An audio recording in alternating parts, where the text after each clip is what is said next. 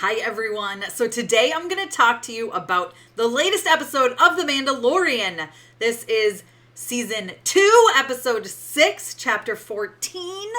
I'm not going to give the title yet, just in case you haven't seen it. If you haven't seen it, remember, I do a live watch along every Friday morning. That video is up here now, so all you have to do is follow along with the timer, sync up, hit play at the same time I do, and you can watch along with me and get my commentary.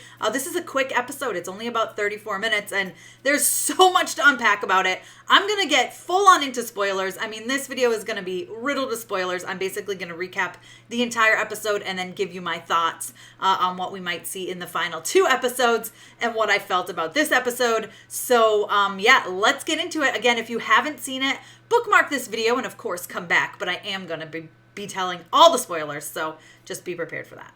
Hey, Tessa from Mama's Geeky here. Thank you so much for stopping by my YouTube channel. All right, so in the recap, we got to see Moff Gideon with the Dark Troopers, so I knew something was going to be happening with him. And then also we got the title of this episode, and it's called The Tragedy. You guys, this is called The Tragedy. So I knew something was going to happen that I was going to be not happy about at all. I was immediately upset by the title. I actually had the title ruined for me. One of my friends texted me and just said chapter 14, The Tragedy. And I was like, well, thanks for ruining the title. But you do get it very early on, so it's fine. But I became anxious, right? Like, what is going to happen in this? That it's literally called The Tragedy. Well, we'll get into it, but it is definitely tragic. First, I want to say a big thank you to Cakeworthy for sending me along this adorable Grogu dress to wear today for Mando Friday, I guess, Mandalorian Friday.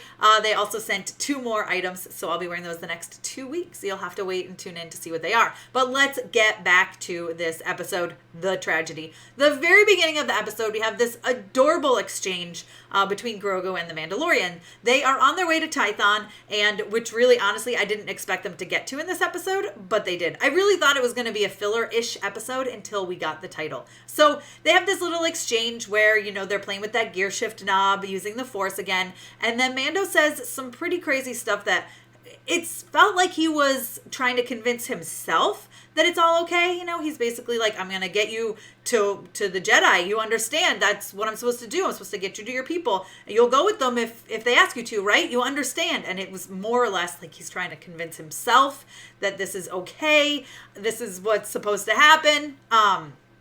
Clearly he's heartbroken over it, you know. Mando, Din, whatever you want to call him. I like to call him Mando. But him and Grogu have this serious connection now, like a father-son connection. So it's going to be really hard for him to hand him over to the Jedi, and I know that. And so I think he was trying to psych himself up for that, right? Like, this moment is coming, and it's all going to be okay. He's trying to convince Grogu, but he's definitely also trying to convince himself. I did love that he kept calling him Grogu, and then Grogu would look up and he would like laugh, like he would chuckle, like that was really great. I don't know if that was improv on Pedro's part, but it was pretty fantastic. So anyway, what happens next? They arrive right on Tython. I mean, real quick into it. We're only about 5 minutes in, and they're there already, and he finds the rock. He says, all right, this is the rock where I'm gonna have to put you on, and you're gonna have to do your thing, and you know, call to the Jedi, use the Force, whatever. Of course, it's a tight landing, so he has to park the Razor Crest a little ways away. I said park, land. You guys know what I mean. Which will come up in a little bit. But so it had to be a little ways away.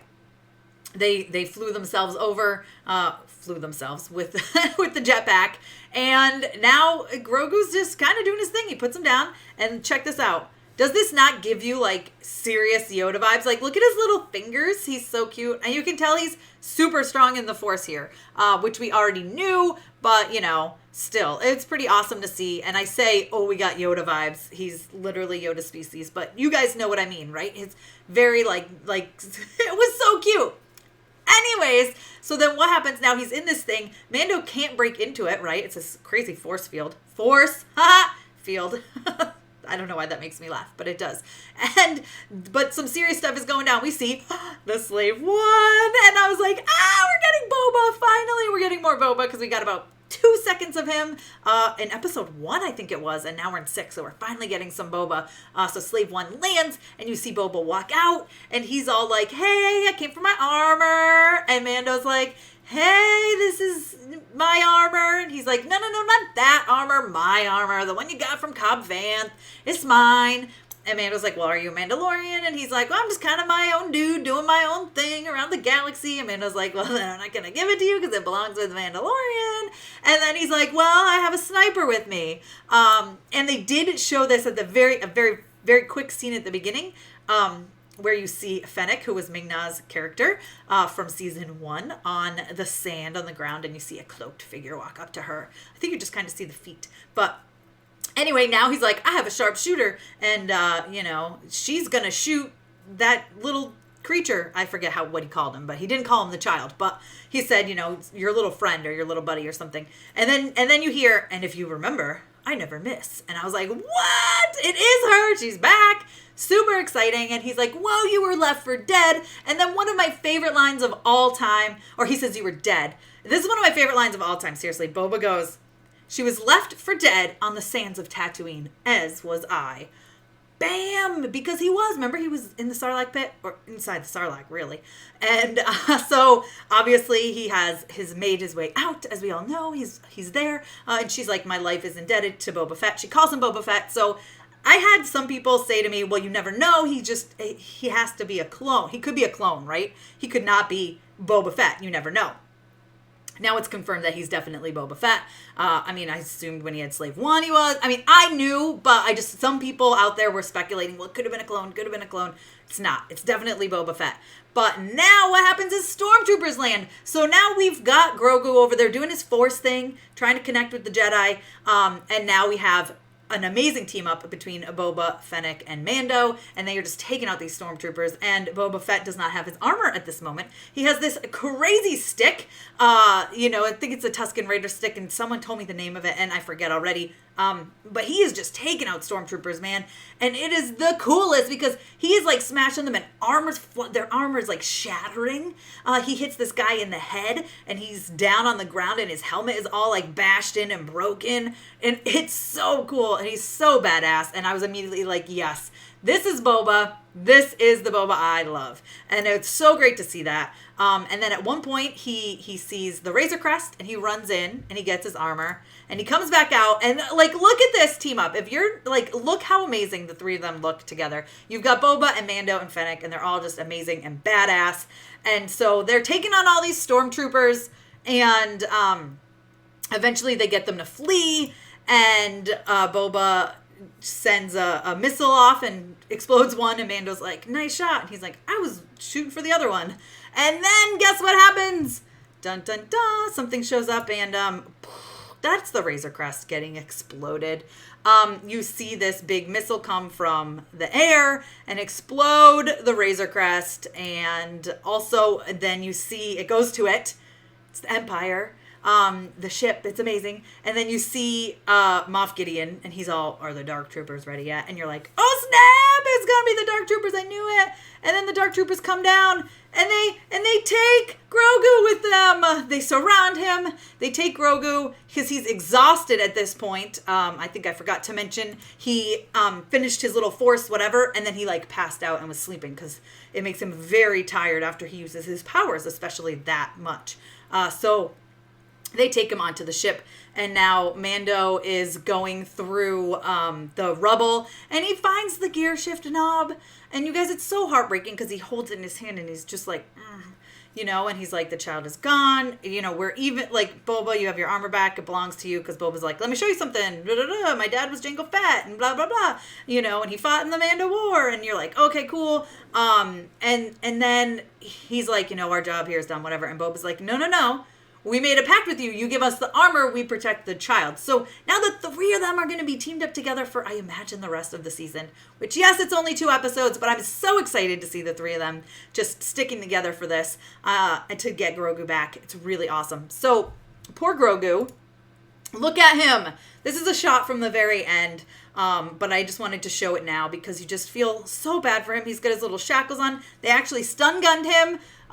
Again, there was a little something before that, but I just wanted to show this to show you what they're going to be going after, right? And hopefully they'll be able to help him sooner than later, but I feel like it's not going to be next episode. It'll probably be the episode after that, the final episode. But so Mando knows he needs help, right? And he's like, all right, we got to get after Moff Gideon. Oh, Boba did fly up in Slave One, and he did see the ship, and he's like, the Empire's back. So, like, they all know now that the Empire's back. So he's like, I got to find Moff Gideon. What do I have to do? So he goes to see Cara Dune, who happens to be a marshal now. She has so she has accepted a job with them, and so Mando says, listen, I need you to find Mayfield. Now you guys might remember him from the Prison Break episode. So she's like, he's put away. She's like, he's put away for, I think it's like 50 years. And he's like, I need him. And she's like, oh, there's rules I gotta follow now. Like, you know how I feel about the Empire, but there's rules I gotta follow now. And he goes, they have the child. I think is how he words it. They have the child or the kid. And she's like, and you see her get mad. And so you know she's definitely going to help. So they're going to have to break out Mayfield the next episode. That's definitely going to be something that's going on. I'm sure we're going to see it. They're not just going to have Mayfield out and be like, oh, hey, what's up? Come help us find it. There'll at least be a little part of him being broken out, I imagine, or them getting their hands on him somehow. And anyway, so that's happening. And then this.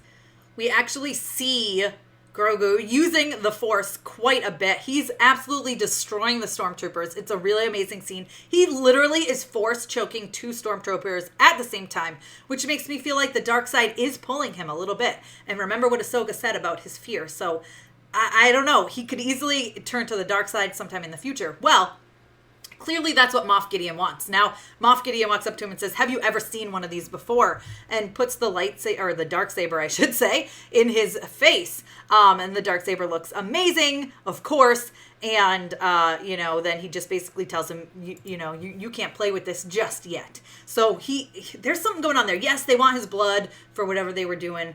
But I think Moff Gideon wants to kind of turn him to the dark side now, too. So the fact that we don't see him ever in the movies after this makes me think that I don't know if that happens. If it does, he's going to die. I don't know. He has never been mentioned. So it's kind of interesting. I'm not really sure where that's going to go. But we have 2 episodes left. And like I said, I think in the next one, they'll be getting Mayfield and making their way to Moff Gideon's ship. And then the final one will be a big battle on the ship as they try to get Grogu. Now, also, Grogu did reach out through the Force. Are we going to get a Jedi to show up? Like, there's going to be a Jedi that sensed him. Who is it going to be? Is it going to be Ezra? I don't know. That seems to be quite a speculation, but you never know. Just literally, I feel like there's possibility for a lot of people. Who do you guys think the Jedi is going to be if a Jedi does show up? Down below. How do you feel about this Boba Fett Mando team up? I'm kind of all for that team. I love it. I love all of them. I'm super excited that Fennec lives. I mean, I kind of figured she did. I love Ming-Na. I think she's amazingly talented and super badass. So I'm so excited to see her back in the Star Wars universe. But this episode was crazy. That's my full recap. It was insane. I'm mad. I'm really mad that they took my Grogu away. Poor Din. His heart is totally broken. You can tell. Like I said, they have this father-son bond. So to see your child stolen right in front of you is gonna be hard. And I refuse to cry again. I cried when I was watching it. I will not cry again. But that's my recap. This went on way longer than I expected. Let me know what you guys thought about this episode down below. It might have been my favorite episode of the series. Ahsoka's episode still stands as my favorite one because they took Grogu at the end, and I'm not here for that. Plus, it was a little short, but the action was amazing. Thanks for watching, guys. Be sure to give me a thumbs up. Don't forget to subscribe. Hit the notification bell so you don't miss out on more videos like this one. As always, you can follow me over on Instagram and Twitter. I am at Mama's Geeky over there. MAMSGEEKY. Thanks for watching, guys. And thanks, Cakeworthy, for this awesome dress.